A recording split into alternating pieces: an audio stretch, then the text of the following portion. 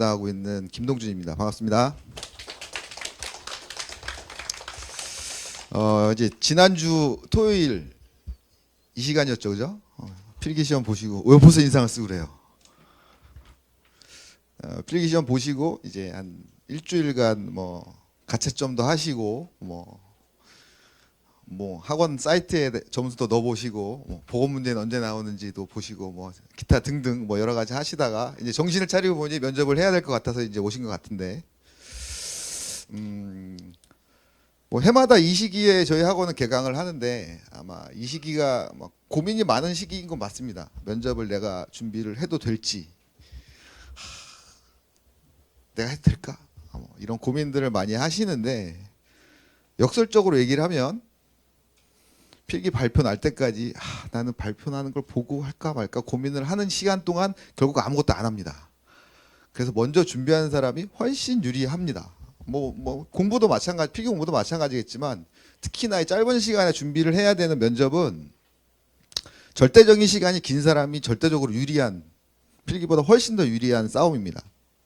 그래서 오늘은 이제 개강은 다음 주 월요일에 바로 시작을 하는데 기본적으로 군무원 면접에 대한 어떤 정보, 개요 정도 여러분들 이제서야 정신을 차리고 군무원 면접이 어떻다라는 거를 이제 막 여기에 찾아보고 계실 거예요.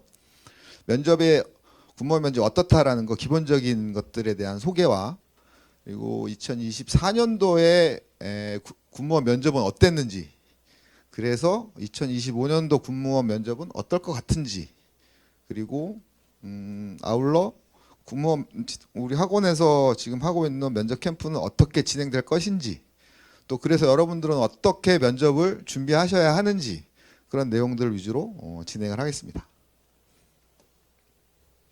제 소개를 먼저 하자면 저는 2020년도에 전역을 한 육군 예비역 소령입니다. 21년도부터 학원에서 지금 5년째 군무원 면접 강의를 하고 있고요. 뭐 군생활 하는 동안은 여러 가지 뭐 전후방 왔다 갔다 많이 이사도 많이 다니고 다양한 직책을 하면서 했고 뭐 여러 가지 직책을 하고 지금 현재 전직교육원에서 군무원 컨설팅 관련한 강의도 하고 있고 학원에서 여러 가지 직책을 맡아서 면접을 5년째 지금 하고 있습니다. 그래서 오늘 설명회는 한 40분, 길면 1시간, 아무튼 그 정도 예상하는데 면접 전에 준비해야 될 것들이 무엇인지, 또 면접은 어떻게 진행되는지, 앞서 말씀드린 것처럼 2024년도 어땠는지와 올해는 어떻게 될 것인지의 예상, 그리고 어떻게 준비해야 될지, 그리고 우리 면접 캠프가 어떻게 진행될 것인지에 대한 설명으로 진행을 하겠습니다. 첫 번째, 면접 전에 뭘 준비했는가 대략적으로 좀 아셔야 될 것 같은데, 일단 면접 일정을 먼저 알아야 되겠죠, 그죠? 지난주에 시험을 받고 합격자 발표는 8월 11일에 합니다. 월요일에. 이게 재작년부터 매년 금요일에 하고 실무자는 도망가서 연락이 안 되고 하는 그런 걸 없애기 위해서 재작년부터 월요일에 합니다. 월요일에. 보통 10시쯤 나옵니다. 아침 10시에. 필기시험 합격자 발표가 나면 각 군이 공이 신원조사랑 합격자 서류를 제출을 해야 됩니다. 그게 한 3일 정도 걸립니다. 3일 정도 기간을 주고 그렇다고 서류를 이렇게 내는 게 아니라 입력하는 겁니다. 입력. 스캔해서 입력해야 업로드하는 것도 있고 직접 타이핑해야 되는 것도 있고 그렇습니다. 그래서 월요일부터 좀 상이합니다. 국방부 아직 발표는 안 났는데 대략 3일 정도의 시간을 줄 겁니다. 육군은 조금 길어서 4일 정도 줍니다. 면접 장소에 대한 공고는 육군은 필기시험의 합격자 발표가 나면서 개인별로 다 나옵니다. 개인별로 몇 월, 며칠, 몇 시까지 어디로 오세요 라고 공지가 됩니다. 그리고 나머지 국방부와 해공군 해병대는 요 날짜에 별도로 공지를 합니다. 다시 시간적 여유가 좀 있기 때문에 여기는 별도로 공지가 됩니다. 이때 마찬가지로 개인별로 언제 몇 월 며칠 몇 시까지 어디로 오세요 라고 되어 있습니다. 그래서 근데 육군은 인원이 많기 때문에 통상 4개 반으로 나눕니다.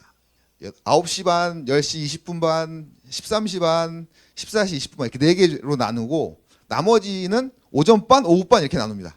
아침 9시까지 또는 8시 반까지 오라고 하거나 점심 먹고 13시까지 오라고 하거나 이렇게 2개 반으로 나눕니다. 면접 기간 제일 중요하죠, 이게. 이게 제일 중요합니다. 국방부와 공군, 해군, 해병대는 필기가 발표한 다음에 한 달 정도의 시간이 있습니다. 한 달 정도. 그래서 좀 여유가 있어요. 그러나 육군은 자 8월 11일에 발표나죠.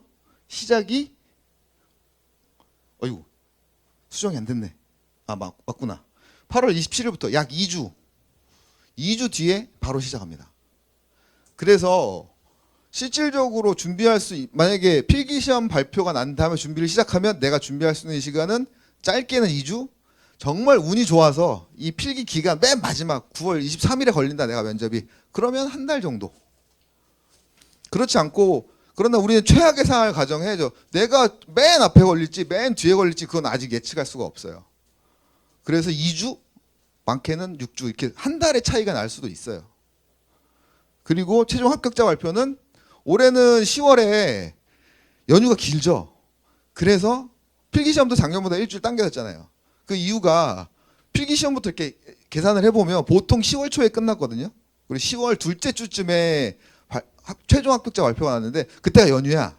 그래서 그 연휴 앞으로 다 끝내야 되기 때문에 한 주씩 당겨진 거예요. 그래서 육군을 제외한 나머지는 인원이 적기 때문에 금방 정리가 돼서 9월 30일에 발표가 나고 육군만 10월 2일 발표가 납니다. 작년에 해마다 어떤 직렬이 육군을 기준으로 보자면 어떤 직렬이 앞에 면접을 받는지 뒤에 볼 건지를 예상하기가 어려워요. 작년에 보면 행정군수 제일 많죠. 여기가 첫 주였어요. 시작하자마자 필기가 발표 나고 2주 만에 시작의 행정군수 전부 다. 작년에 힘들어 죽는 줄 알았어요. 이틀에 한 번씩 모의 면접하고 막 그래가지고. 그런데 또 반대로 군사정보는 저 뒤야. 근데 이건 작년에 이랬다고 올해 이렇게 된다라는 가정을 할 수가 없어요. 재작년 같은 경우에는 군수가 519명이었거든요. 채용 인원이. 차량이 한 300명 정도 좀 넘게였거든요. 마지막 주에 군수 차량 이렇게 됐어요. 이거는 실무자들이 어떻게 배치를 하느냐, 또 면접위원들을 섭외했을 때 면접위원들의 스케줄 이런 것까지 고려해서 편성을 하기 때문에 행정이 맨 앞에 있었는데 21년도, 22년도는 제일 뒤였어요. 군수가 중간에 껴있을 때도 있고. 이건 예측하기가 힘들어요. 그래서 최악의 상황을 가정해서 맨 앞에 한다라는 가정을 하고 준비를 하셔야 좀 시간적인 여유를 가질 수 있다. 경쟁률은 어떻게 될 것이냐. 보통 지금 다 알고 계시죠? 육군은 1.3, 나머지는 1.5. 그죠? 채용 인원의 1.5. 그런데 작년에 보면 이게 상위 경쟁률이에요.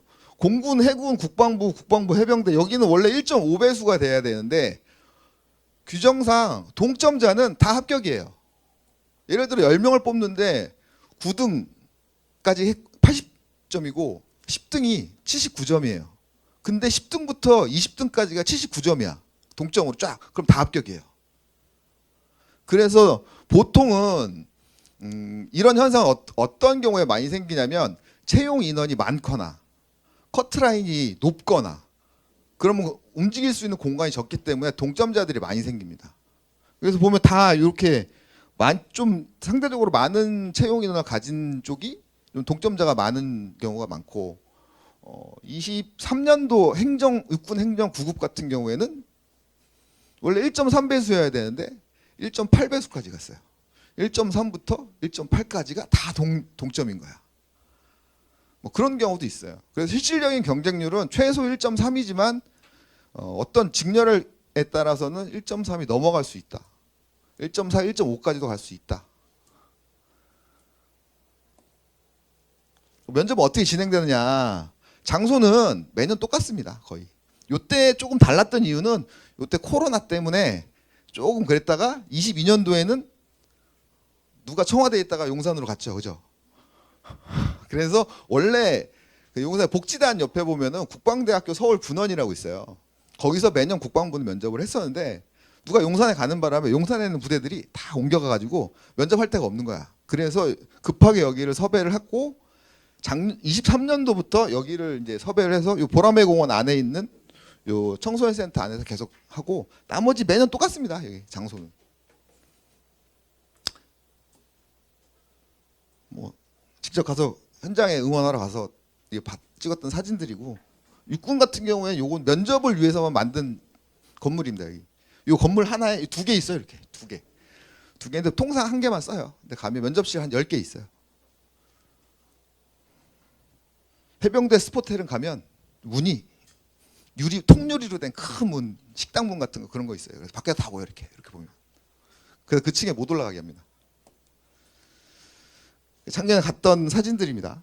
그리고 가면 육군 같은 경우에 다른 데도 마찬가지고 이렇게 개인 수험 번호하고 몇 면접실인지까지 다 아침에 가면 공지가 돼서 아침에 확인을 합니다. 그래서 이게 재작년에는 가면 여기다 이렇게 텐트를 쳐줬거든요. 기다리는 분들 좀 안 덥게 좀 있으라고. 근데 작년부터 없어요. 면접 보는 수험생들은 안에 들어가 대기실 가서 대기할 수가 있는데 여기 요 보이는 건물 1층에 가면 대기실이 있어서 에어컨 나오는데 기다리는데 같이 가신 분들은 땡볕에 있어야 돼. 제가 원래 이렇게 까만 사람이 아닙니다. 작년 타서 그래요. 왜 웃죠? 진짠데. 하여튼 그렇습니다. 진행은 어떻게 되냐? 면접 계획된 그 시간에 가서 도착을 하면 등록을 해야 돼요. 그 대기실에 가서 자기 수험표하고 신분증 보여주면서 등록을 하고 그러면 등록이 끝나면 대기실로 이동해서 면접 진행에 대한 개략적인 내용을 안내하는 요원들이 설명을 해줍니다. 그러고 나서 순서대로 한 명씩 갑니다. 데리고 갑니다. 자, 몇 번 따라오세요. 갑니다. 가고 이제 그 면접실 앞에 가면 이렇게 자기 가방 같은 거 가져가잖아요, 그죠? 그런 거 이렇게 휴대폰 등등등 소지품 놔둘 수 있는 곳이 있고 밖에 대기하고 있으면 뭐 군에마다 좀 다른데 이렇게 울립니다. 그러면 이제 들어가는 거예요. 그때부터 문 열고 들어가면서부터 시작입니다. 긴장돼 죽을 것 같아. 근데 밖에서 막 안에 하는 사람들 목소리가 들리는 경우도 있습니다. 막 심장 막 이만큼 나오죠, 막. 뭐 하여튼 그렇게 해서 진행이 되고 끝나면 나와서 그대로 가지고 집에 오면 되고 이 진행될 때 다음 순번이 앞 사람이 진행되고 나서 한 5분 정도 지나면 자 다음 번호 누구 데리고 가서 또 이제 그 앞에 대기시킵니다. 그리고 안에 들어가면 타이머 누릅니다. 타이머. 여러분들한테 시간이 보이지 않는 면접위원들한테만 보이는 타이머가 있어요. 들어오면서부터 딱 누르고 보통 14분에서 15분 정도에 맞춥니다. 그리고 스마트 기기는 군마다 좀 다릅니다. 육군 같은 경우에 너무 사람이 많아. 다 일일이 회수했다가 다시 또 주고 이걸 못해요. 사람이 너무 많아서. 근데 국방부나 공군, 해군은 회수를 합니다. 근데 또 그것도 해마다 또 달라요. 어느 해에는 회수했다가 어느 해에는 또 회수 안 하고 그거 해마다 달라요. 그래서 보통은 보통은 여러분들 면접 준비할 때 자기 답변 같은 거 워드 작업을 다 해놓거든요. 그게 뭐 PC나 작업을 해서 노트북이나 태블릿 갖고 다니면서 그거 보면서 계속 자료를 만드는데 그 안에 들어갈 때는 출력해서 가지고 들어가는 게 좋아요. 가서 못 보거든. 그래서 가면 면접실을 저도 들어가 보진 않았지만 다 그거 보고 종이 보고 있어요. 다 자기 거. 그럼 뭘 평가하느냐? 5가지. 물론 공무원은 작년부터 이 평가 기준이 바뀌긴 했지만 뭐 아주 오래전부터 똑같은 내용으로 평가를 합니다. 5가지 항목을. 군무원으로서의 정신자세, 전문지식과 응용능력, 의사표현의 정확성과 논리성, 창의력, 의지력, 발전 가능성, 예의, 품행, 춘법. 좋은 말은 다 써놨죠. 그죠? 아주 훌륭한 사람을 뽑겠다는 거예요. 이게 5가지 항목을 각각 한 항목당 5점 만점으로 평가를 합니다. 그럼 25점이죠. 그죠? 25점이 그대로 반영이 됩니다. 근데 여기서 이제 공무원 면접과의 차이점이 뭐냐면 공무원 시험은 법령이 어떻게 돼 있냐면 상중하로 평가가 돼 있어요. 우수, 보통, 미흡 이렇게. 그리고 규정상에 필기 시험을 고려하지 않고 상 받은 사람은 무조건 합격을 시켰는데 채용 인원이 안 채워진다. 그럼 그 다음에 중 받은 사람 성적 순으로 이렇게 가는 거예요. 그러니까 사실 실질적으로 상과 미흡은 5%예요. 각각 공무원. 그래서 사실은 변별력이 별로 없어요. 그런데 군무원은 평균적으로 보면 25점 만점이라고 그랬죠. 군은 여러분들 미리 아셔야 될 게 극단적인 걸 싫어합니다.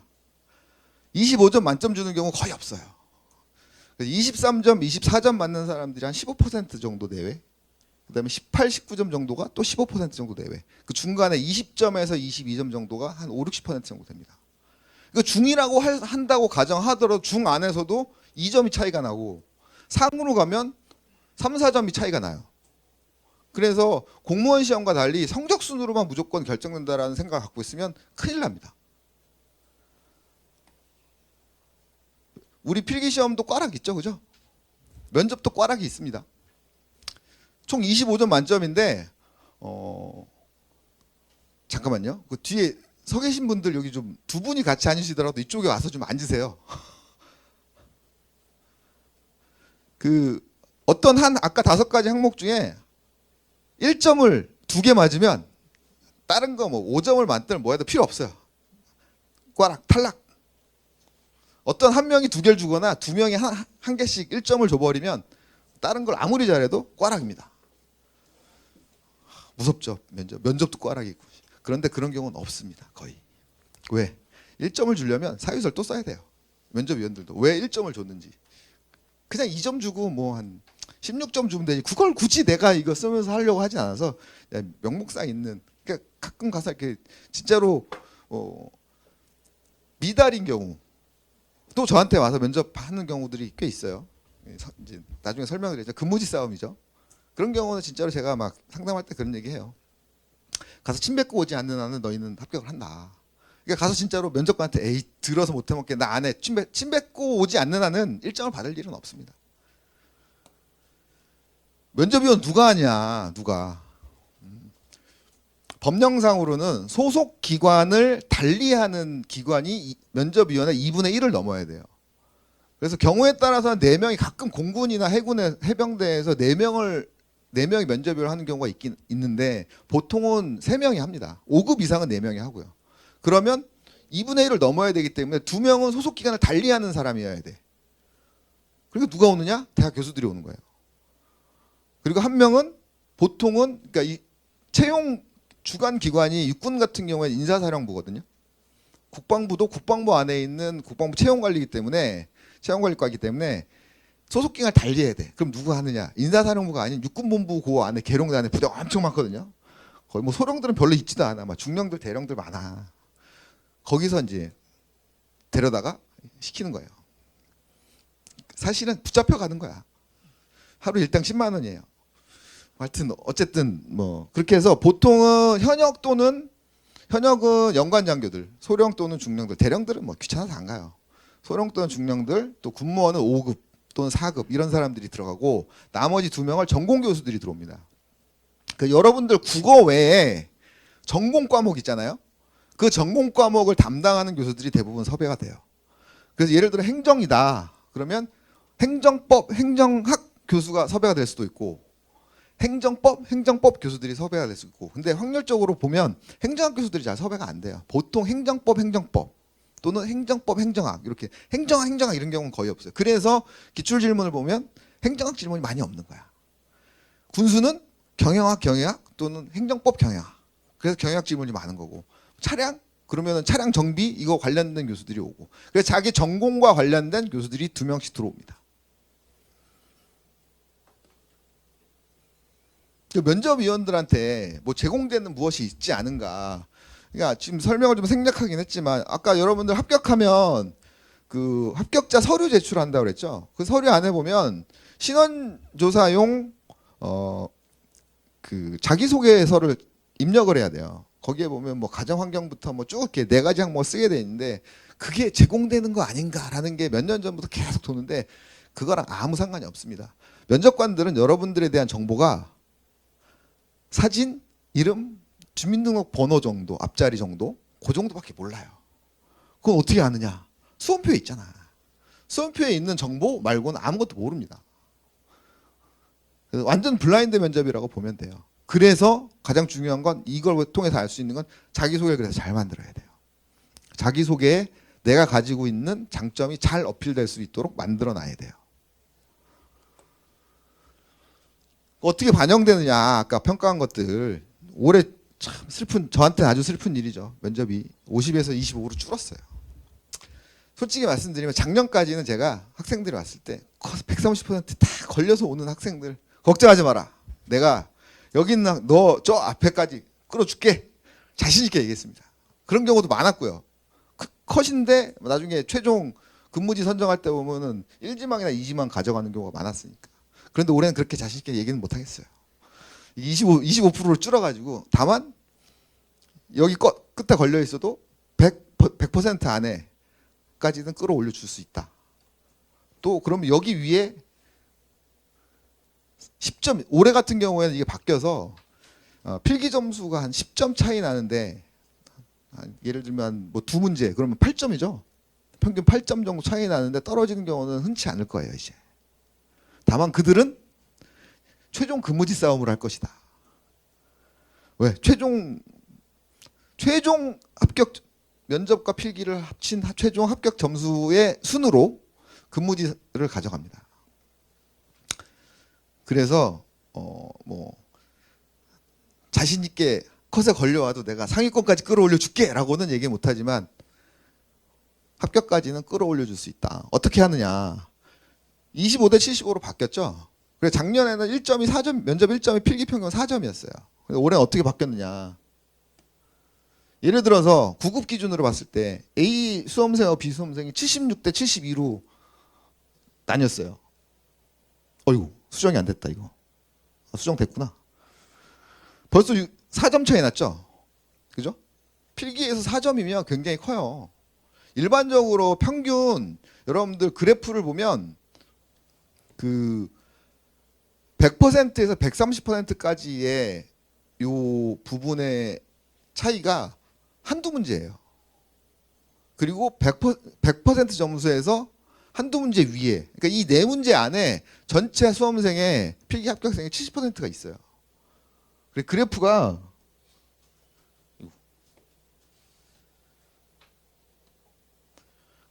거의 뭐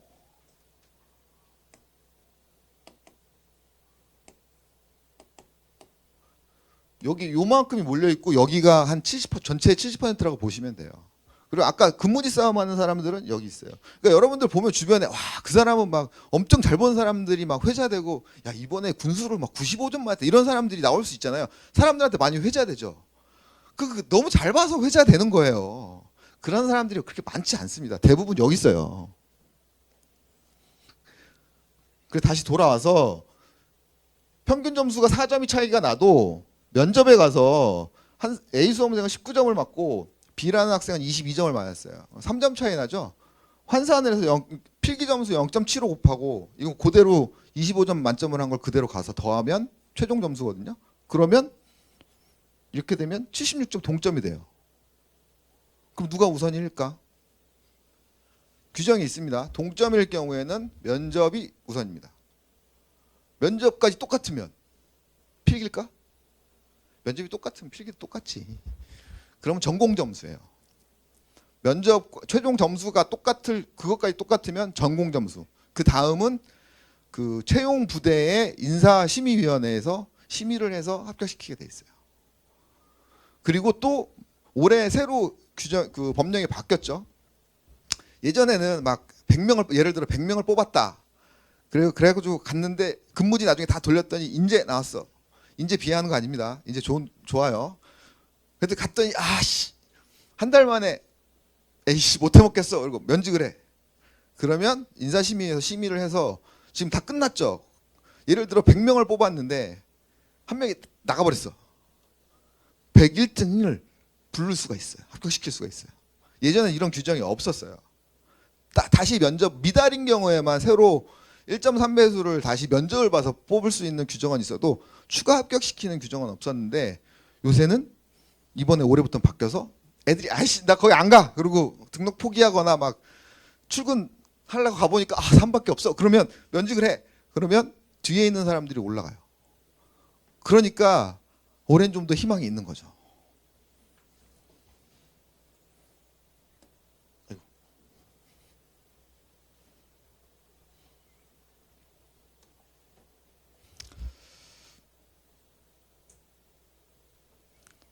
그 21년도부터 작년까지 저는 군수를 오래 했던 군 생활하면서 군수를 오래 했던 사람이라 군수는 데이터입니다. 숫자를 가지고 많이 하는 거라 이 데이터 분석을 많이 하는 걸 좋아하는데 분석을 해봤습니다.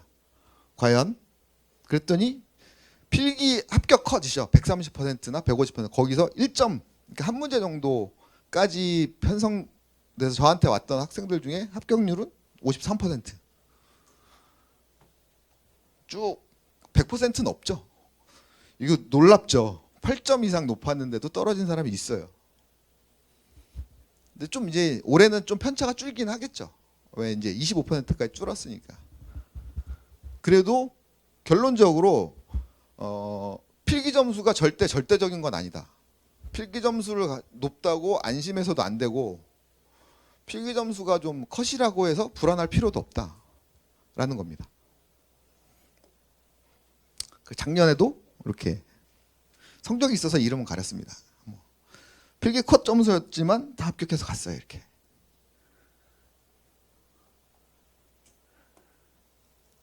면접 때 그럼 뭘 물어보느냐? 질문들 뭐 다양하게 물어봅니다. 유형별로 이렇게 분류를 해보면 기본적으로 자기소개와 지원 동기, 물론 안 물어볼 수도 있지만 이 사람이 어떤 사람인지를 알기 위해서 질문하는 겁니다. 그 다음에 기본적으로 공직관, 국가관. 공직관이라고 하면 공직자로서 갖춰야 되는 가장 중요한 공직 가치가 뭐라고 생각하십니까? 또 국가관, 군대가 필요한 이유는 뭘까요? 또는 안보 위험 요소에 대해서 현존하는 위협과 잠재적인 위협은 뭐라고 생각하십니까? 뭐 이런 것들도 있고 그 다음에 직무에 대한 이해. 군수직 군무원이 무슨 일을 하는지 알고 계십니까? 라든지 군수직 군무원이 무슨 일 하는지 알고 계세요? 이해할 거예요. 면접장에 가서. 물자관리 이런 거. 여러분들 지금부터 하셔야 될 게 뭐냐면 지금 여러분들은 굉장히 오랜 시간 동안 필기시험에 익숙해가지고 듣는 것만 익숙해요. 주는 거를 받는 것만 익숙해요. 지금부터 그러면 안 돼요. 면접은 주고받아야 돼요. 왜? 말해야 돼요. 말을 해야 돼. 말을 하지 않으면 절대로 말이 늘지 않아요. 머릿속에 있는 거 입까지 불과 한 뼘밖에 안 됩니다. 그죠? 근데 절대 안 나와요. 말하지 않으면 절대로 지금부터 말하는 수업 시간이나 친구들이랑 말하고 뭐 조원들하고 스터디하고 하면서 하는 것들은 면접이라는 거를 감안하고 하셔야 돼요. 아시겠어요? 크게. C3이 국방정책 관련된 질문은 주로 국방부 쪽에 많이 나옵니다.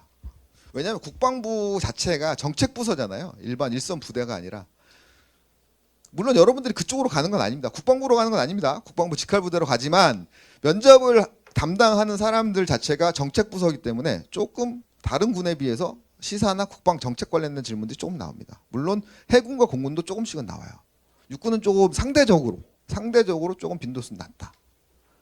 인성 및 상황형 질문. 인성 상황형 질문 많죠.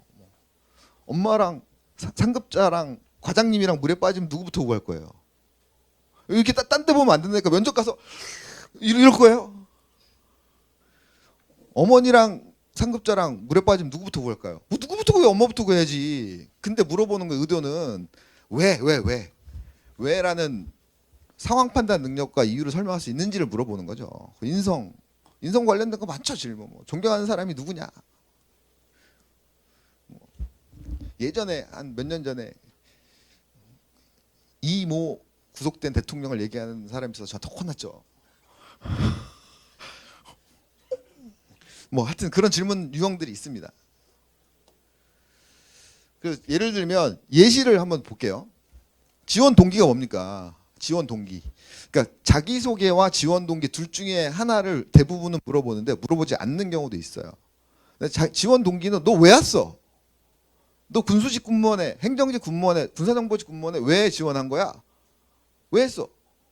원장님이 상담할 때 하라고 시켰으니까 했지 뭐. 근데 그렇게 할 수는 없잖아요. 그러니까 군무원이 되려는 의도가 넌 왜 온 거야? 라고 했을 때 당위성이 있어야 된다는 거죠. 어떤 근거가 있든지. 거기에 자신의 장점이 녹아들으면 좋고요. 한번 예를 볼까요? 또 왜 여기가 있니?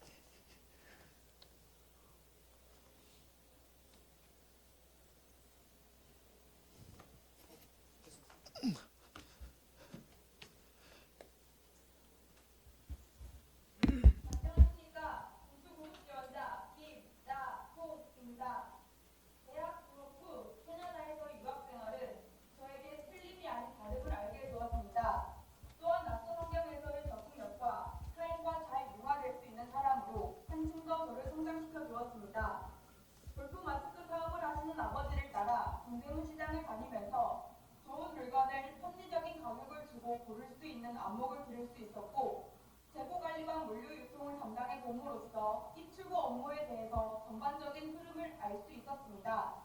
저에게 공무원이 되는 기회가 주어진다면 이러한 저의 경험을 바탕으로 전문성을 갖춘 공무원으로서 국가를 위해 헌신하겠습니다. 이상입니다. 지금 답변한 게 약 한 35초, 40초 정도 돼요. 되게 쉬울 것 같죠? 되게 어렵습니다, 이거. 이 스크립트를 짜는 것도 어렵고 이만큼 말하는 것도 굉장히 연습을 많이 해야 이만큼이 되는 거예요. 제가 해마다 여러분들 나중에 뭐 캠프하면 다 여러분들 사진 찍어서 여러분 걸 다시 줍니다. 왜냐면 저도 가지고 있어요. 그중에 베스트라고 생각돼서 갖고 온 거예요. 그래서 지금 했던 거 내용을 잘 들어보시면 내가 왜 지원했는지, 나의 장점은 뭔지, 그리고 군무원이 되어서도 어떻게 하겠다라는 것까지 나와 있죠. 이게 가장 베스트 구조인 거예요. 그냥 단순하게 묻는 거에 대해서만 답을 하면 안 되고, 그래, 왜 당위성과 나의 장점과 군무원이 되어서 어떻게 하겠다까지를 어필을 해야 돼요. 또 군무원에게 필요한 덕목은 뭐라고 생각하시면, 이거 제일 스테디셀러 같은 겁니다. 아까 그것부터 시작해서 제일 많이 묻죠.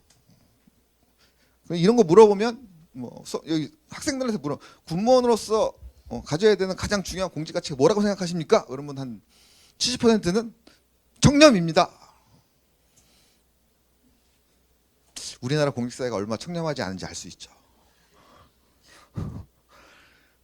어떻게 청렴할 건데 물어보면 청렴해 본 적이 있어요? 여러분 물론 일본은 있을 수 있겠지만 공직을 안 했는데 청렴을 어떻게 합니까?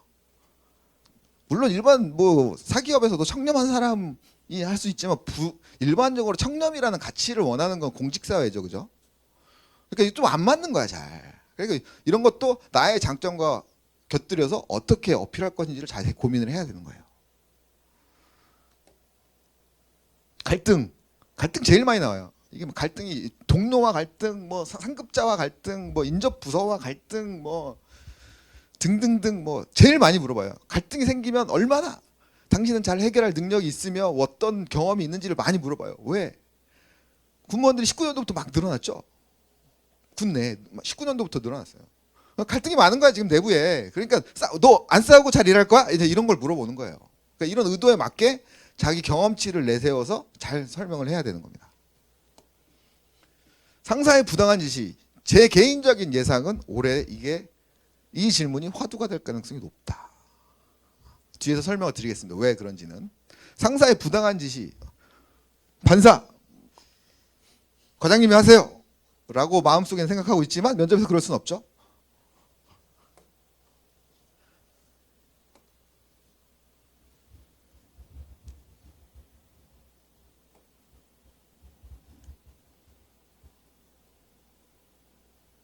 먼저 해당 지시가 부당한지 위법한지 파악부터 하겠습니다. 만약 위법한 지시라면 위법하다고 생각한 법령과 이에 대한 해결 방안을 상사분께 조심스레 제안드리겠습니다. 하지만 부당한 지시라면 저만 부당하다고 느낄 수 있는 부분이니 또다시 한번 생각해보는 과정을 거치겠습니다. 그리고 부당하다고 생각한 이유와 이에 대한 해결 방안을 구축하겠습니다. 항상 문제에 대해서 해결하려고 하는 대안까지 구축하는 공무원이 되겠습니다. 이상입니다. 잘하죠, 그죠? 자, 복장은 어떻게 하느냐? 복장 이런 거 막 고민하시는 분들 많은데 벌써 막 메이크업을 예약하시는 분들도 있을 수 있어요. 그런데 면접위원들은 여자분들이 들어오는 경우도 있긴 하지만 대부분 남자들이고 저 같은 아저씨들이에요. 아저씨들은 여러분들이 화장이 잘 먹었는지 안 먹었는지 몰라요. 그냥 화장했구나. 뭐 그 정도만 알아요. 근데 굳이 그거를 할 필요 없습니다. 단정하면 됩니다.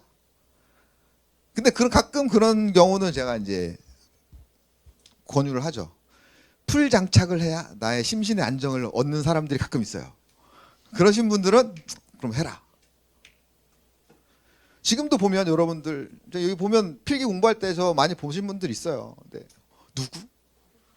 벌써 보입니다. 근데 면접장에 제가 간다 그랬죠? 면접장 가면 우리 학생들 찾을 수가 없어.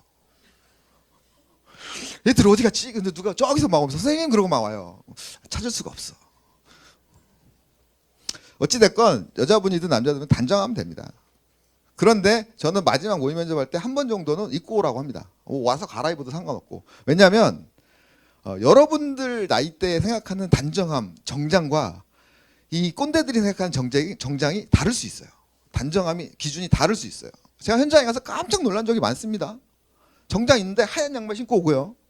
남자분들 여기 넥타이 막 얇은 거 캐주얼 정장 할 때 있는 거 있죠? 뭐 그런 거 하고 오고 여자분 자켓도 안 입고 오고 머리는 이거 묶지도 않고 막 이러고 오는 분들이 있어요. 상상을 초월하는 분들이 있어요. 그래서 마지막에 모의 면접할 때는 한번 장착을 하고 와라.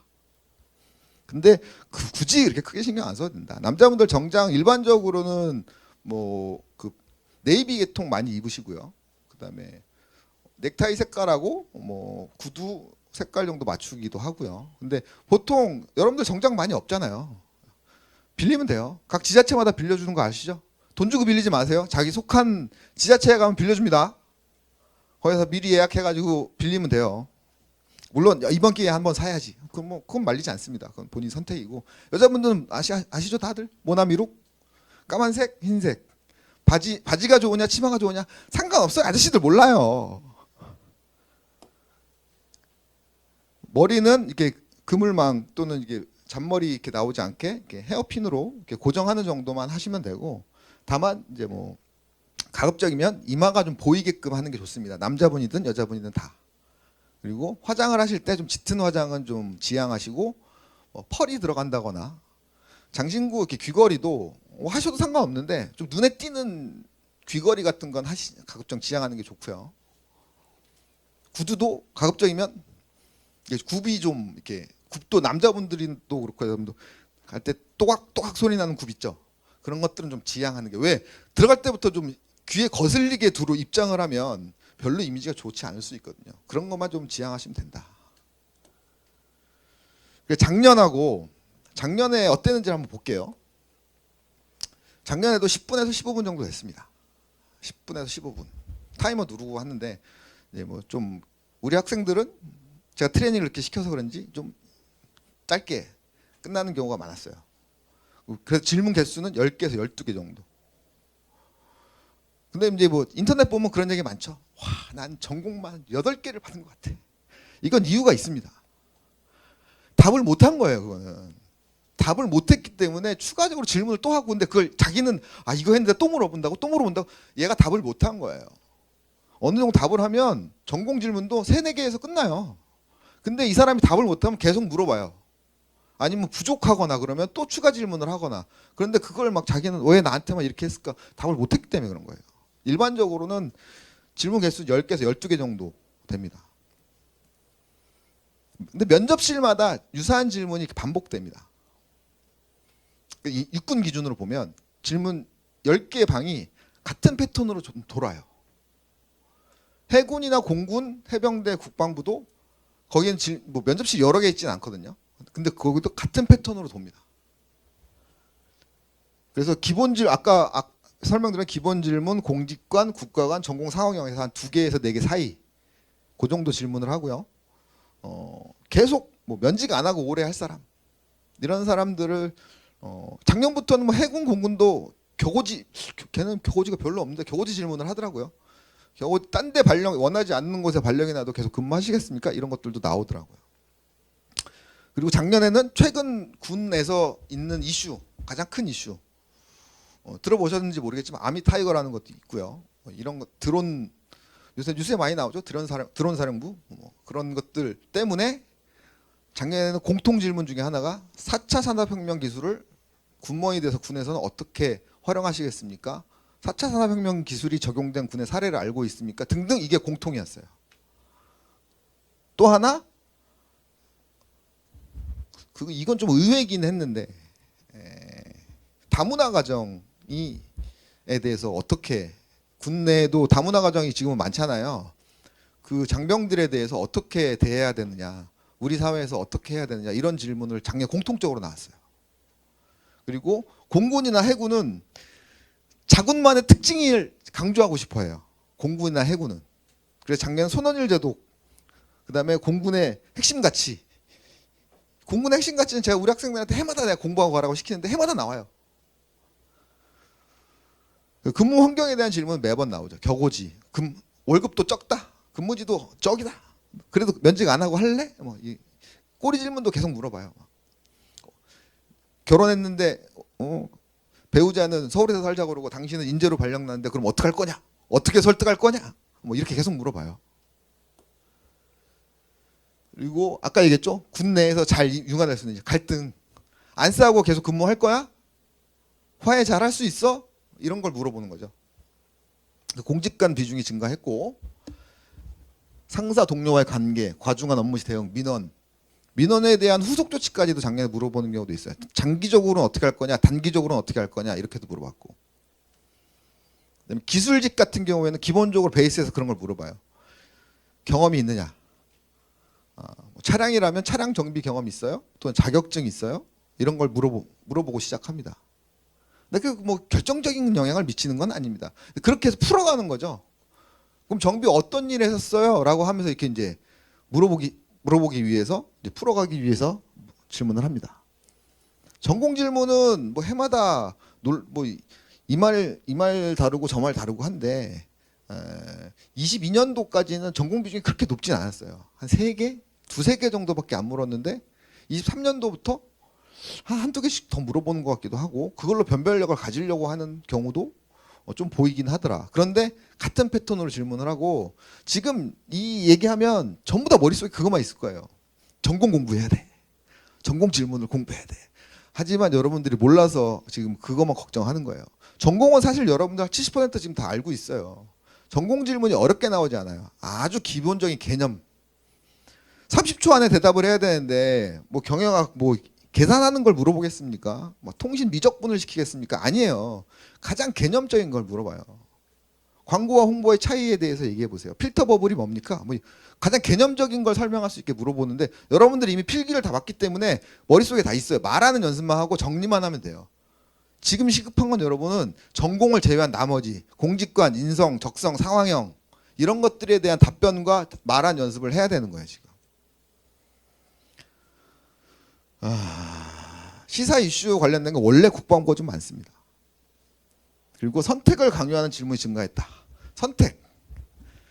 본인은 행정법 했죠? 기속행위와 재량행위가 뭔지 알죠? 본인은 군무원이 됐을 때 기속행위와 재량행위 중에 뭐가 더 본인하고 잘 맞는다고 생각하십니까? 그럼 기속행위는 안 할 거예요? A라고 생각하세요? B라고 생각하세요? 이렇게. 근데 사실 A, B요. 경우에 이렇게 말꼬리 잡고 물어보는 경우도 있고 그러니까 정확한 질문의 의도를 잘 파악해야 돼. 짧은 시간에. 그리고 준비를 많이 하니까 다들 꼬리 질문을 통해서 이게 정말 네가 생각하고 있는 거야? 라는 본질을 파악하려고 했습니다. 누구나 다 자기소개하고 지원동기 정도 준비해갖고 오고 전 다 잘하겠다 그러지 전 대충 할게요 라고 하는 사람은 없으니까 그게 정말 진실된 건지 또 자기 개발했다고 그러면 진짜 그건지를 꼬리 질문을 통해서 좀 파악하려고 하는 경우가 많았어요. 면접자의 역량, 군수직 군무원으로서 갖춰야 되는 역량이 뭐라고 생각하고 본인은 어떤 역량을 가지고 있습니까? 장단점은 무엇입니까? 등등 개인의 역량을 질문하는 경우가 좀 많았어요. 그리고 아이스 브레이킹 여러분들 이것도 연습을 많이 해야 됩니다. 자, 지금도 보면 앞에 제가 계속 질문하는데 단답형으로 얘기하죠. 그죠? 난 대화를 하자고 하는데 닥치고 빨리 질문이나 이런 식으로. 네, 어디서 오셨어요? 서울에서 왔습니다. 몇 시에 오셨습니까? 8시에 왔습니다. 그럼 대화하지 말자는 거죠. 여러분들 소개팅하러 갔는데 물어보면 이렇게 답하는 사람하고 대화하고 싶겠습니까? 아이스 브레이킹도 하면서 그 면접관들도 분위기를 풀어주기 위해서 얘기를 하는데 그거를 나는 막 긴장을 너무 해가지고 좀 그러면 좀 그 다음 분위기가 좀 안 좋아지죠. 아이스 브레이킹 갖고 막 채점을 하고 그러진 않아요. 자기소개나 지원 동기에서 이 뒤에 있는 질문들에 대한 스토리를 이제 풀어가려고 질문을 합니다.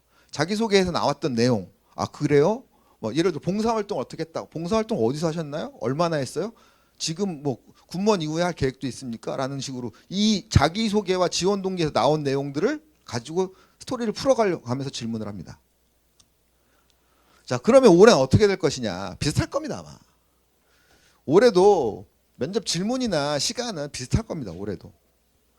다만 제가 여기서 핵심적으로 좀 말씀드리고 싶은 거, 올 전반기에 전문근무 경력관이라고 있거든요. 군무원 중에 경체인데 좀 특별한 경우, 뭐 예를 들면 뭐 보건 쪽, 그러니까 뭐 응급구조사, 간호사 또는 비행사, 교관 이런 전문근무 경력관을 전반기에 채용할 때 면접에서 가치관적인 걸 많이 묻습니다. 가치관적인 거. 이게 현재 지금 군에 있는 분위기를 반영하는 거예요. 현재 우리 사회적으로 지금 군이 처한 상황이라는 게 되게 복잡하고 지금 좀 곤란한 상황일 수 있거든요. 그래서 이런 가치관적인 거를 묻는 질문들이 이렇게까지 많이 묻는다고 할 정도로 좀 많아졌어요. 그런 거에 대한 대비를 좀 해야 돼요.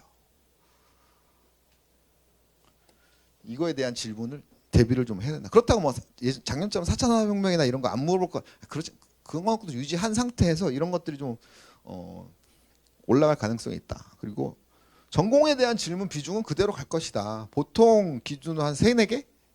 그러니까 두 과목, 9급 기준으로 보면 2과목이잖아요. 2개 묻든지 아니면 4개 다 경영학에서 물을 수도 있어요. 군수 같은 경우에.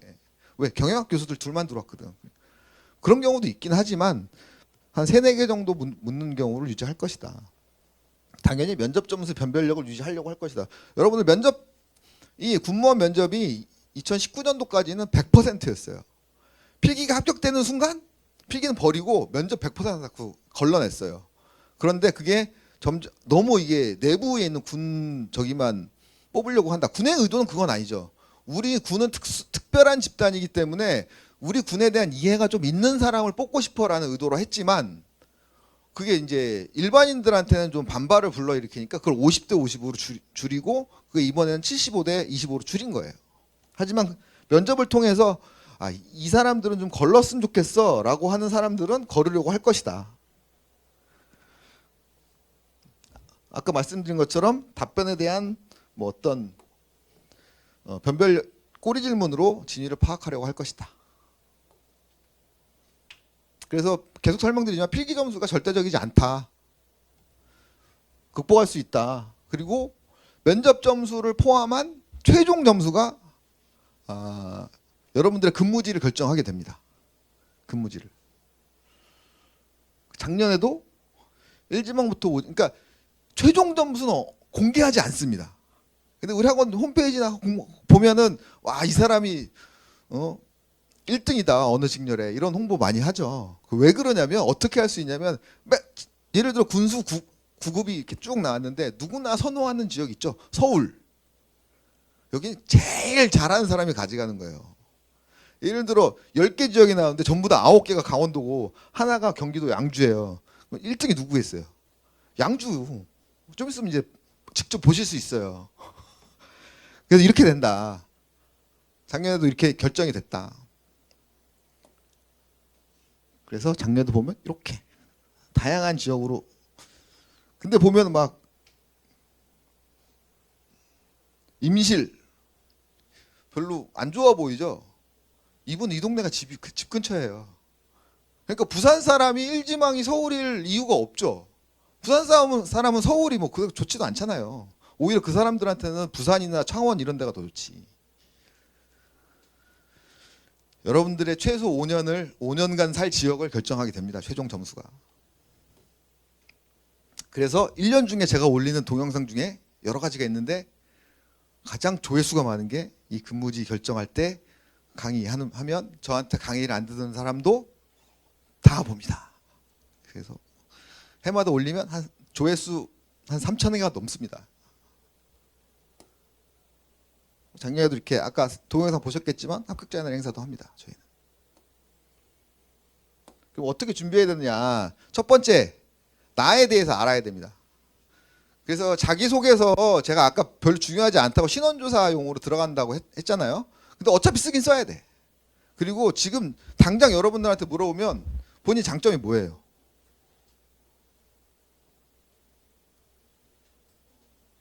이게 뭐 대부분 그럴 거예요. 아직 자기를 몰라요. 그래서 자기소개서를 저는 최대한 많이 쓰라고 그래요. 꼭 이렇게 막 서술형으로 안 써도 되니까 최대한. 이게 뭐냐면 재료예요, 재료. 내가 무슨 특징, 무슨 장점을 어필할 것인지 중간중간에 나오는 인성이나 상황형 질문에서 어떤 것들을 경험 요소로 제시를 할 것인지 등등등을 알려면 나에 대해서 빨리 많이 써봐야 돼요. 키워드 위주로만 써도 되고 뭐. 그래서 우리 뒤에 설명하겠지만 중간에 자기소개서 작성 요령에 대한 지도라는 게 있는데 자소서 사실 뭐 신원조의 용은 그냥 대충 써도 내도 상관없습니다. 정권만 없으면 그건 전과자 거르는 거기 때문에 거르기 위해서 하는 거기 때문에 이렇게 상관없는데 최대한 많이 써야 내가 재료가 풍부해지고 내 답변이 풍부해집니다. 그래서 나에 대한 분석을 자기소개를 통해서 하는 게 제일 좋습니다. 첫 번째 나에 대한 분석을 해야 돼요. 두 번째 면접관에 대한 분석. 이건 뭐 면접관이 누가 올지 어떻게 알아? 면접관 어떻게 분석을 합니까? 그들이 어떤 사람이라고 했습니까? 군무원과 교수라고 군인 현역 교수 이 사람들이 어떤 걸 좋아하는지 또 면접장에서 평가할 때 뭘 좋아하는지 뭘 좋아하겠습니까? 빨리 평가가 끝나는 거. 빨리 끝나. 이 사람들 아침에 9시부터 밖에 나가서 밥도 못 먹어요. 거기 안에서 도시락 먹어야 돼. 면접자들하고 접촉을 하면 안 되기 때문에 거기 진행 요원들이 도시락 사다 주고 커피 사다 주고 그 안에서 먹어요. 그럼 하루 종일 이렇게 정말 피곤하고 막 저도 해봤지만 오후 되면 막 나른하고 막 근데 그러면 평가가 빨리 끝나야 되고 듣고 싶은 말이 있는데 그걸 빨리빨리 던져주는 사람이어야 돼요. 정답은 없어요. 주관식이기 때문에. 근데 듣고 싶은 모범 답안은 있어요. 그걸 빨리 던져줘야 돼. 군 조직. 내가 삼성전자를 지원을 했는데 삼성전자가 뭘 만드는지 삼성전자가 아이스크림을 만드는지 뭐 반도체를 만드는지 알고 가야 될 거 아닙니까? 그것처럼 기본적으로 군에 대한 이해도가 있어야 돼요. 거기다 특히나 군은 다른 군이 있는 게 아니잖아요. 삼성전자 옆에 SK 하이닉스가 동종 업체가 있는 것처럼 그런 데가 있는 게 아니고 군대만 특별하기 때문에 특수한 환경이기 때문에 여기에 대한 이해도가 있는 사람을 원합니다.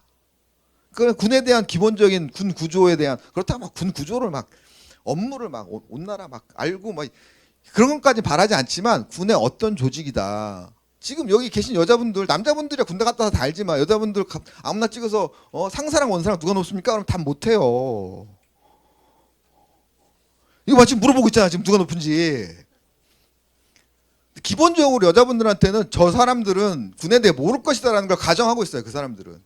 그러니까 그런 거에 대한 것도 알아야 되고 내가 들어가라는 군, 공군, 육군, 해군, 국방부 이 구조에 대해서 기본적으로 이해가 있어야 돼요. 그래서 어떻게 준비해야 되냐 세 가지. 채용 집단에 대한 이해, 군무원, 면접관, 그 다음에 기출 질문. 기출 질문은 왜 필요하느냐? 여러분들 매년 뭐 자주 나오는 질문이지만 창의력이 왜 필요하다고 생각하십니까?를 물어보지만 결코 제가 경험한 바로 공직사회는 결코 창의적이지 않아요. 새롭게 올해 뭘 또 만들고 하지 않아요. 작년 저 군생활 해보신 분들 뒤에서 좀 끄떡끄떡 하고 있잖아. 작년에 한 거 컨트롤 C, V 하고 뭐 추가한다면 과장님 지침 주는 거 질문 2개. 이거 변하지 않습니다. 그러니까 기출 질문에 대한 분석이 필요한 거예요. 그러니까 이게 뭐냐? 채용 집단에 대한 이해. 강의 듣고 공부하고 하면서 이 사람들 어떤 사람인지 이해해야 되고 두 번째 시간을 효과적으로 활용해야 돼요. 여러분들 필기처럼 1년 준비할 수 있는 게 아니잖아요. 한 달, 길어야 2달. 이 안에 모든 걸 완성해야 돼요. 시간을 효과적으로 써야 돼요. 그럼 어떻게 해야 되냐? 스터디 해야 돼요. 근데 스터디도 잘해야 됩니다. 스터디의 일반적인 뭐 비하는 건 아니지만 외부에 인터넷에서 막 이제 슬슬 이제 막 나올게요. 같이 하실 분 나올 거예요. 그들의 특징이 뭐냐? 내 건 안 주고 나는 갖고 싶어. 그럼 시너지 효과가 절대 안 납니다. 나랑 같이 하는 스터디원들하고는 넷이 다 같이 우리 합격해서 우리 현직에서 만나자. 이렇게 마음가짐을 가져야 스터디가 됩니다. 그래서 스터디를 해야지 내가 시간을 효과적으로 쓸 수 있어요. 서로 조원들끼리 임무를 분담해서 서로 의견도 나누고 자료도 교환하고 이런 걸 그래야 시간을 효과적으로 쓸 수 있어요. 마지막으로 실제 면접에 대한 사전 경험을 해봐야 돼요. 아까 제가 시작하기 전에 동영상 다 보여드렸죠. 어떤 사람들은 저걸 어떻게 하지 지금 그 생각 났죠. 다 그렇게 만들어 드립니다. 근데 굉장히 안 해본 사람들은 굉장히 긴장이 돼요. 그래서 첫 주에 첫 번째 모의 면접할 때 우는 학생들이 많습니다. 제가 막 와 하느냐 아니에요. 스스로가 잘 안 되거든. 생각만큼 잘하고 싶은데 잘 안 돼요. 아까 막 인터뷰 보면은 선생님한테 많이 혼났다고 하는데 저는 혼내는 사람이 아닙니다. 제가 뭐 학교 선생님도 아니고 부모님도 아닌데 뭘 혼내겠습니까? 지적만 할 뿐입니다. 이게 잘못됐습니다라고 지적을 하죠. 저 혼내는 사람 아닙니다. 왜 웃죠? 저 혼내는 사람 아닙니다. 뭐 어찌됐건 하여튼 그래서 모의 면접을 많이 해야 돼요. 모의 면접을 해서 그 안에서 긴장감, 내가 말하는 거를 스스로 들어본 적도 없고 본 적도 없어요. 저는 모의 면접할 때 다 촬영해서 여러분 요새 핸드폰 카메라 얼마 좋습니까? 다 줍니다. 다시 본인들 가서 보라고. 처음에 막 손발 오그라들죠. 저도 강의 5년째 하지만 제 강의 보는 거 정말 손발이 오그라듭니다. 못 보겠어요.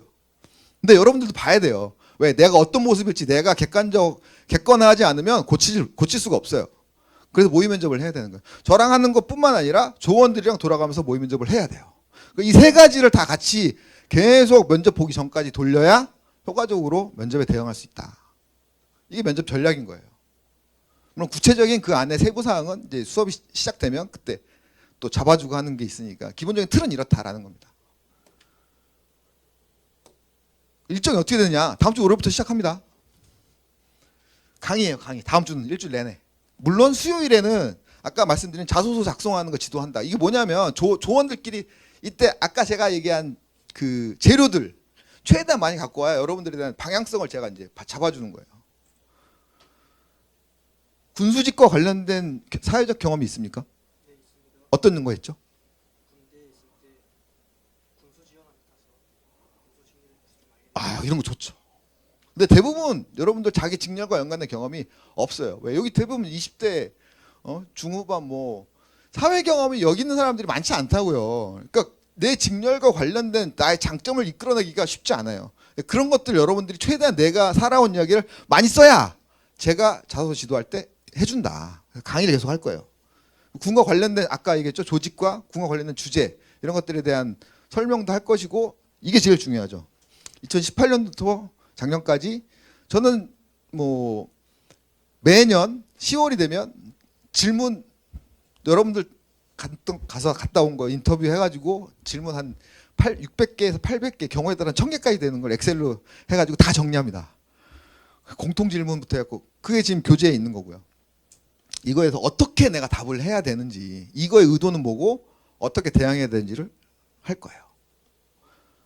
그리고 이때부터 첫날은 아직 스터디가 편성이 안 됐지만 둘째 날부터는 수업이 끝나면 2시간씩 조원들하고 스터디를 해야 됩니다. 우리 학원 안에서. 스터디 하면서 뭐 각자 해야 될 것들을 그건 나중에 설명드리겠지만 스터디를 또 해야 돼요. 그리고 1주차가 끝나고 나면 첫 번째 모의 면접부터 시작합니다. 바로 자기소개부터. 한 16명, 20명 정도 앉은 데서 한 명씩 나와서 자기소개 또는 지원 동기를 말을 해야 돼요. 벌써 후달리죠. 그러나 해야 됩니다. 부딪혀야지. 안 하면 안 늘어요. 그리고 그 다음부터 모의 면접을 3번 정도 더 할 거예요. 그리고 모의 면접을 왜 따닥따닥 붙지 않느냐.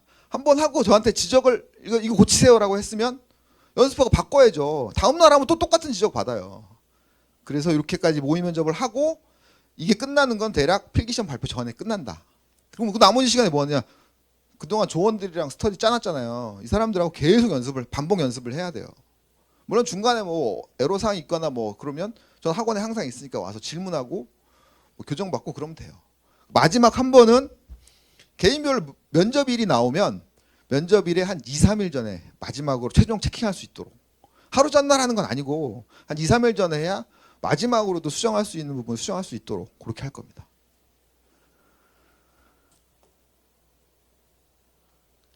시간이 너무 지났네.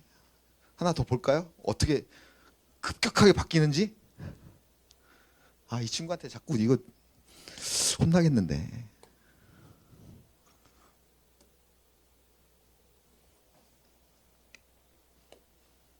여러분들의 모습일 수 있어요. 안녕하십니까.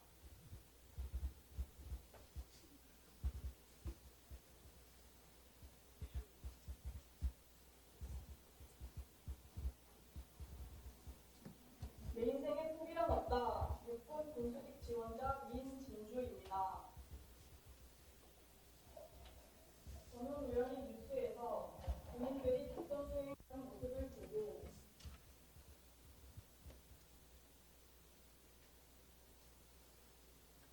군 조직에 대해 궁금증이 생겼습니다.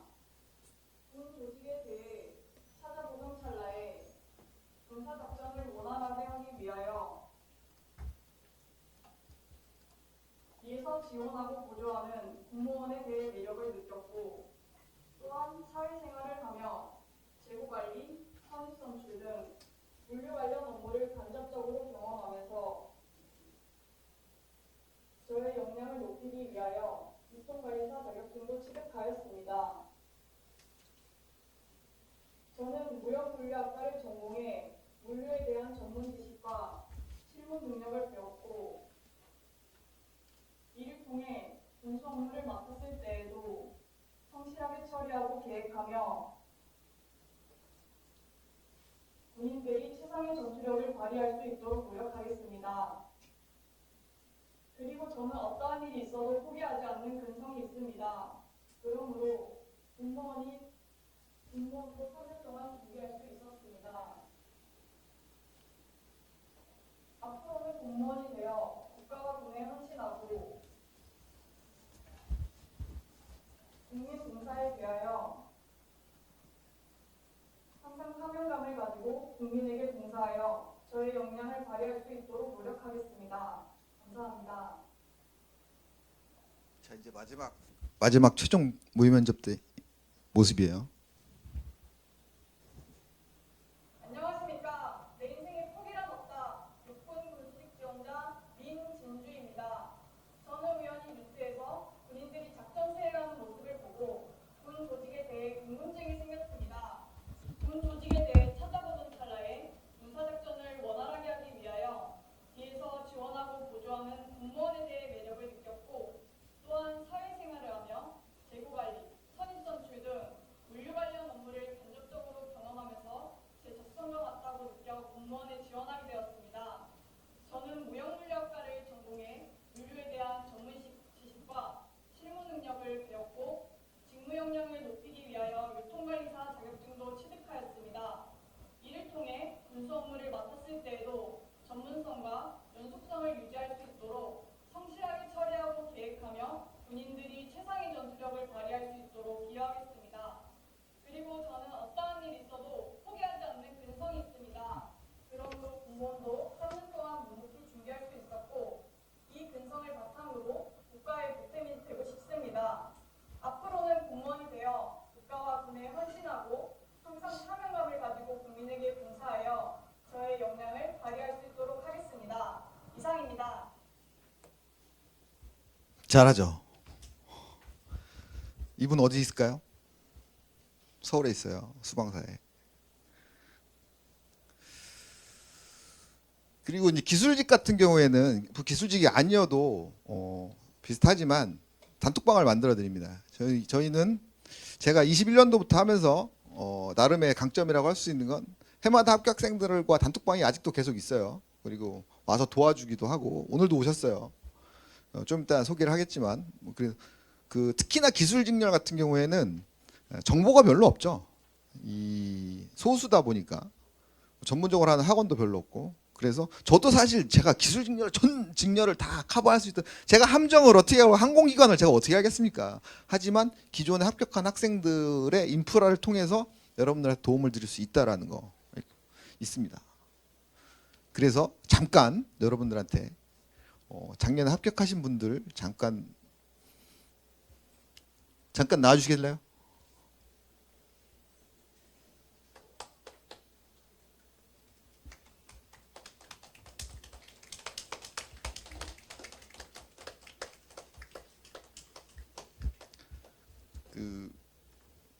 제가 소개하는 것보다 본인이 소개하는 게 낫겠죠, 그죠?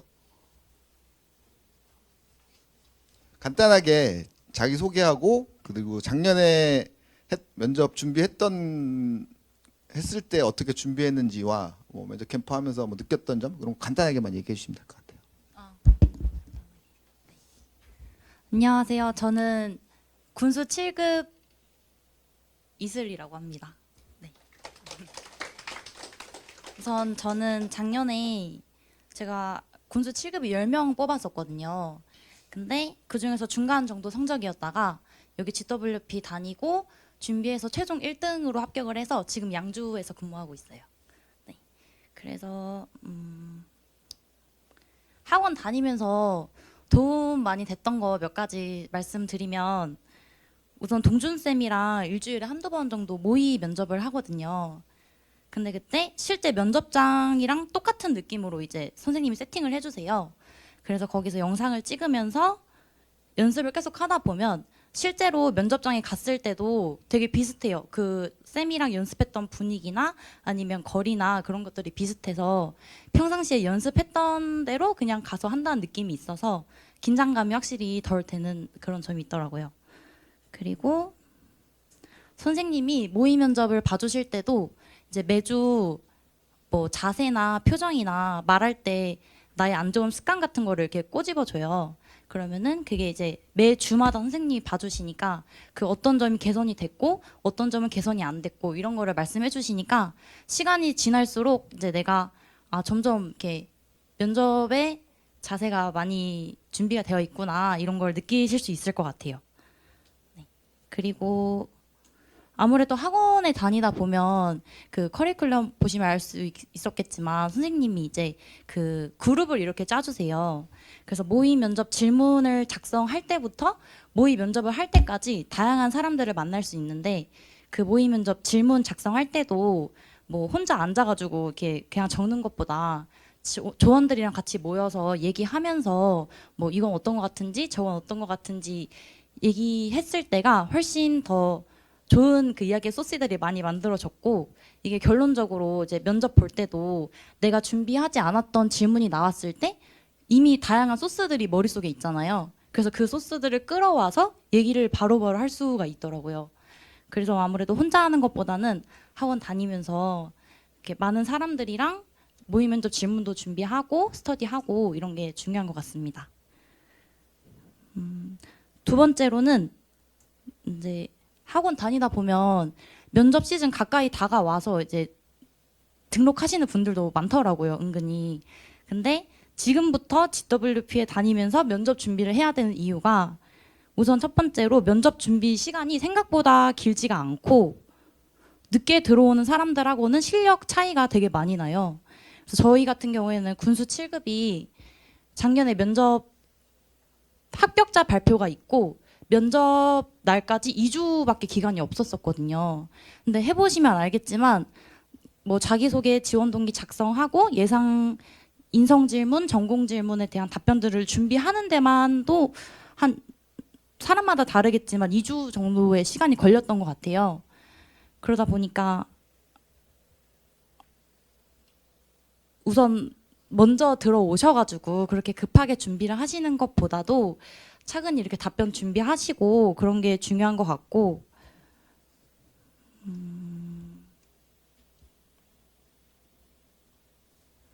세 번째로 이번에 필기 면접 그 비중이 조금 줄어들었다고는 하지만 여전히 저는 면접이 중요하다고 생각하는 이유가 우선 제가 봤던 직렬 같은 경우에는 그 시험이 별로 어렵지 않았다고 하더라고요. 근데 그러면은 이제 사람들이 더 촘촘하게 있다 보니까 결국 그 25%의 비중이 작지 않을 거라고 저는 생각을 하고요. 꼭 저희 직렬뿐만이 아니더라도 선생님이 아까 말씀하셨던 것처럼 당장은 합격이 되게 중요해 보이지만 결론적으로는 내가 어떤 지역을 가는지도 되게 중요하더라고요. 그래서 끝까지 최선을 다해서 조금이라도 더 좋은 성적으로 원하는 지역에 갈 수 있는 게 좋을 거라고 생각합니다. 네. 그리고 마지막으로는 선생님이 이제 학원 등록을 하면 그냥 뭐 학원에 등록한 학생 1, 2 이런 식으로 보시는 게 아니라 진짜 이렇게 애정을 갖고 한 사람 한 사람 이렇게 필요한 그런 피드백을 해주시거든요.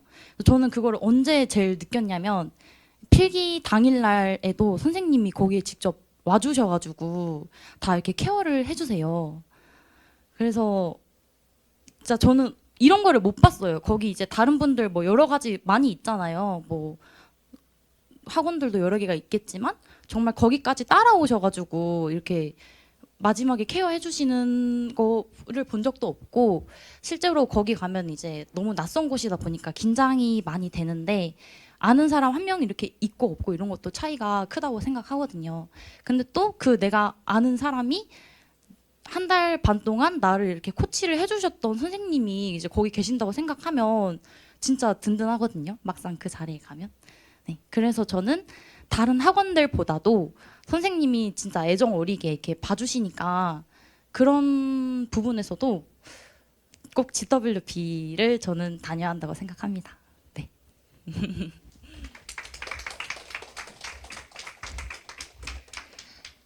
너무 잘 말씀해 주셔가지고 제가 부담이 되게 많이 되네요. 저는 국방부 행정 9급에 합격을 했고 현재 용산에서 근무를 하고 있습니다.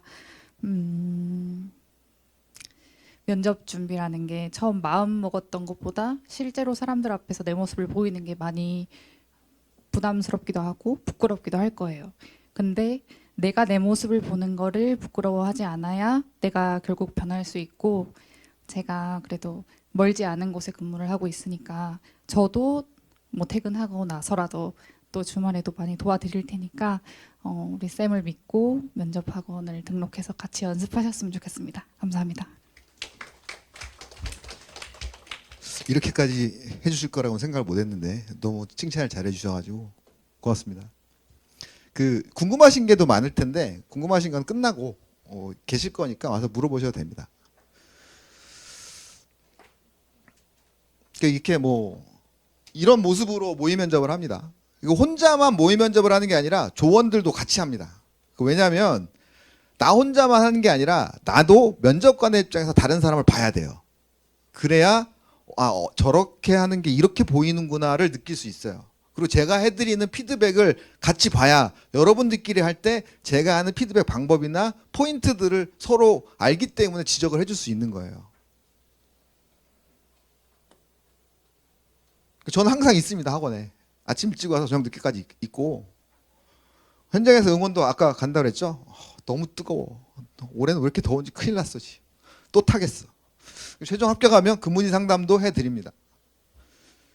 그리고 지금 뭐 아까 설명드린 것처럼 21년도부터 작년 합격생들까지 다 단톡방이 아직도 있고 계속 뭐 공유 여러 가지 하고 있으니까 여러분들한테 필요한 정보는 최대한 제공해드릴 수 있다. 그리고 이거는 수강생 관리 카드라고 해서 여러분들한테 이제 첫날 수업 들어오면 제가 작성하라고 할 거예요. 여러분 기본적인 인적 사항만 작성을 하고, 제가 이걸 지금 21년도부터 다 가지고 있는데 다 여기 합격하신 분들 거도 다 아직 있습니다. 이렇게 해서 저번에 했을 때 어떤 지적을 나한테 받았고 내가 어떤 게 괜찮았고 걸 다 기록을 해놨다. 그 다음에 올 때 다 그게 개선이 됐는지 안 됐는지 지난번에 똑같은지 그런 것들을 기록하기 위해서 이걸 합니다. 그리고 교재는 제가 작년까지는 제가 일반 서점에서 살 수 있게끔 출판을 했거든요. 근데 좋은 자료인데 굳이 내가 우리 학생들 말고 전국에 공유할 필요가 있을까 해서 올해는 원고 써놓고 고민을 많이 하다가 출판을 안 했어요. 학원에서만 쓸 수 있게끔 만들었기 때문에 어디서도 구할 수는 없습니다. 이거 정말 작년에도 제가 기출 질문은 한 800개 정도 엑셀로 해서 다 정리해놓고 이거 공통 질문 빼고 전공 질문 뭐 하고 다 정리해놓은 거예요. 이 안에는 전공 질문에 대한 답변도 어느 정도 있어요. 요거 가지고 수업을 할 거고요. 이런 거 활용을 한다. 제가 이제 설명드릴 건 여기까지입니다. 그래서 뭐 학원을 선택하고 안 하고는 여러분들의 선택이고 판단이겠지만 가급적이면 같이 최종 합격까지 가서 나중에 좀 전에 보셨던 2025년도 합격자 단톡방에 여러분들이 다 같이 함께 했으면 좋겠고, 끝나고 나서 지금 뭐 질문 사항 있으신 분은 제가 여기 있을 테니까 여기나 아니면 아래층에 상담실에 가서 상담을 하시면 되겠습니다. 이상 오늘 설명회는 마치겠습니다. 감사합니다.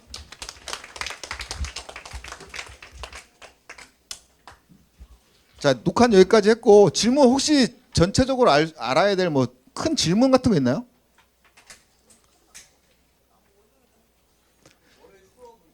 두 시입니다. 2시. 수업은 다 2시 할 겁니다.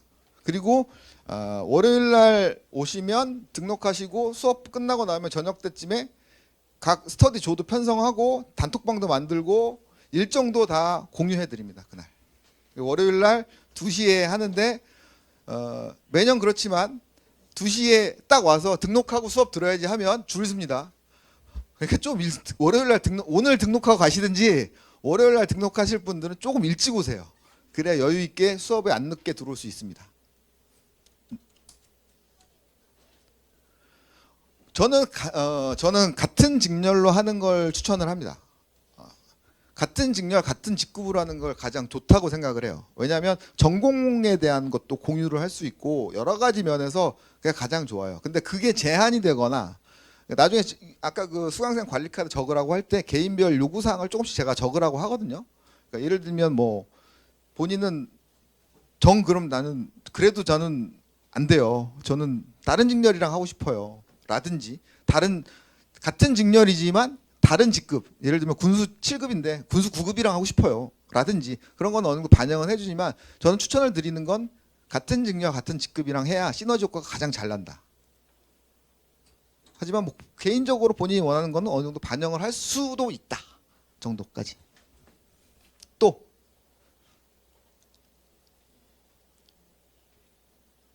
네. 수업에 못 들어왔으면은 그러니까 수업 못 들으면은 뭐 인강에 올라오는 건가요? 인강에 올라오는데 돈을 따로 받으려고. 그런 건 아니고 인강으로 올라갑니다. 올라가는데 제가 좀 시간은 걸리죠. 왜냐하면 내가 오늘 2시에 해서 2시간 4시간 했는데 이것도 편집해가지고 다시 저쪽으로 보내고 그 관리하는 업체에서 다시 업로드하는데 시간이 좀 걸립니다. 그래서 근데 이제 제가 하는 강의가 우리 막 그 여러분들 필기 준비할 때처럼 앞에 걸 배워야 뒤에 거를 배울 수 있는 기속행위와 재량행위를 알아야 뒤에 거를 배울 수 있는 그런 게 아니기 때문에 뭐 그렇진 않지만 좀 시간은 걸립니다. 저녁에 바로 뭐 올라간다고 장담을 할 수는 없어요. 시간이 어느 정도 딜레이 되니까 가급적이면 안 빠지는 게 좋죠. 또 있나요?